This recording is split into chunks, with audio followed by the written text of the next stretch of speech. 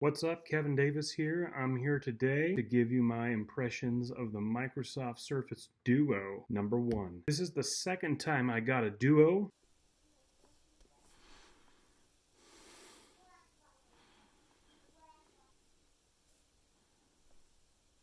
And in fact, I had started a review like this back in the spring, but that Surface Duo ended up not working on Verizon. Alright guys, have to head to the Verizon store to get a SIM card for this phone right here. This is the actual camera taking video from the Surface Duo, and then I'll get back to you on how I feel about calling and texting and just an overall review of it.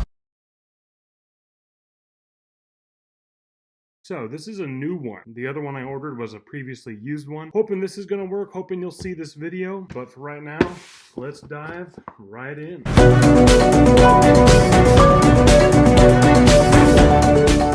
New box, everything.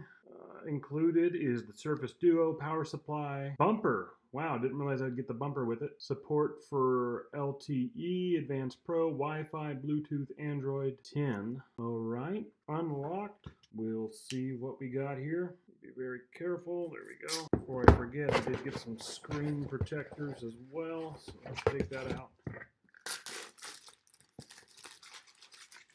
Beautiful. Here it is.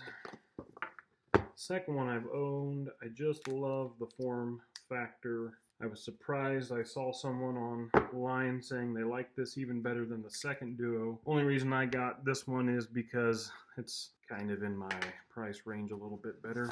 Surface Duo bumper, charger, and looks like an instruction booklet. I'm really hoping this works on Verizon. I have every intention in going from my Pixel 3 XL, what I have right now, over to the Duo. I've heard great things about the 12L update, which I may need to do that update once I turn this on. I just love how this feels. If you've never held one of these, you are missing out. All right, we're plugged in and charging. We'll give her a look-see and I'll let you know how it goes. While that is charging, I might put my custom-made skins. Yeah, I'm an old fan of the Windows Metro look, so this is going to be on the back of it. So we'll hopefully be able to apply it real well.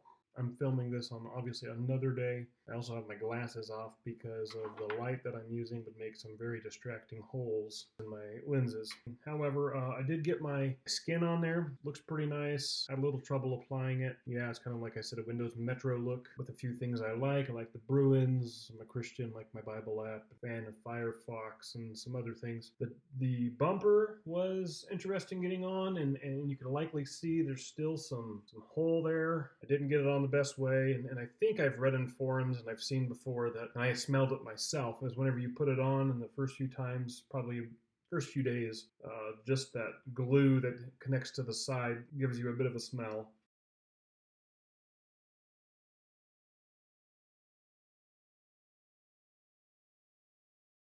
I've had this for a few weeks now, and that 12L, heard good things about the 12L comment, has not aged well, rather quickly. It's fairly evident it's causing a few bugs, but you know, one of the main guys I follow online, Shane Craig, Scary if Literal, I mean, if you have a Surface Duo and don't know that guy, you're way out of the loop.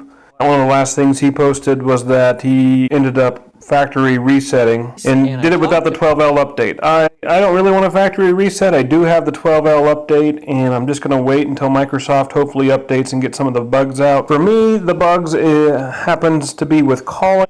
Sometimes the screen won't switch over. I can't hang up. You know, sometimes it works, sometimes it doesn't. Sometimes if I'm listening to my podcasts and I open up my Surface Duo to check something as I'm listening, the screens don't turn on, which is kind of irritating. Sometimes all these widgets aren't showing up. Sometimes they do. You know, for example, I haven't used my Facebook for 12 hours and 34 minutes today. That's a flat out lie. It hasn't even, as you can see from the time here, it hasn't even been 12 hours and 34 minutes in the day.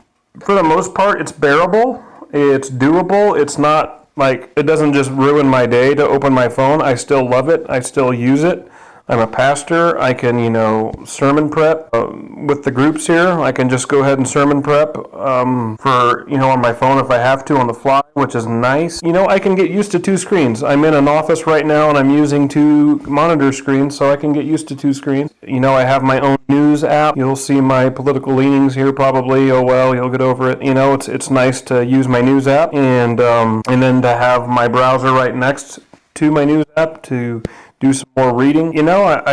I like it. I like it a lot more than my Pixel 3 XL. The camera might even be a little bit lower than the 3 XL quality. I don't know. I don't do the specs and everything. But it's not like I take horrible pictures and, oh man, my phone is just horrible. I know some people are like that. They have to have the fanciest picture and everything needs to be smooth.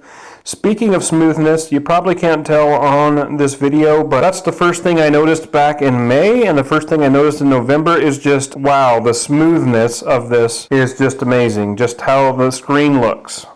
It's awesome. So, like I said, overall, I'm pleased. I like it. I guess maybe I'm just so wowed by the form factor that I'm not the problems and the glitches aren't so overwhelming yet to where I don't even want to use this. I'm not there. For the most part, it's still working good. I like it. Plan on having it for a long time. And this phone, I can put up with its problems just because I really like the idea of having two screens. So that's all I really have to say. I wish I was more in depth and nitpicky, but it is what it is. And I'm staying on here. The SIM card's in here. I'm keeping it in. I'm not going back to my Pixel 3 XL. I'm happy, and I know and trust that Microsoft will hopefully get on the ball and fix these bugs to make this even a better phone. So it was well worth the $300 to $400. And maybe the next phone I might buy might be a Surface 202 whenever it's down to the $300 to $400 range. But right now, that's just my price range. But yeah, I plan on using this for as long as I can. So thanks for watching. There's more than enough videos on how to use Duo and all the neat tricks that I wasn't just going to do that and bore you with it. Hope you didn't find what I have here boring. Kind of a end of 2022 retrospective review for a 2020 device that, like wine, seems to be getting better with age. So thanks for watching.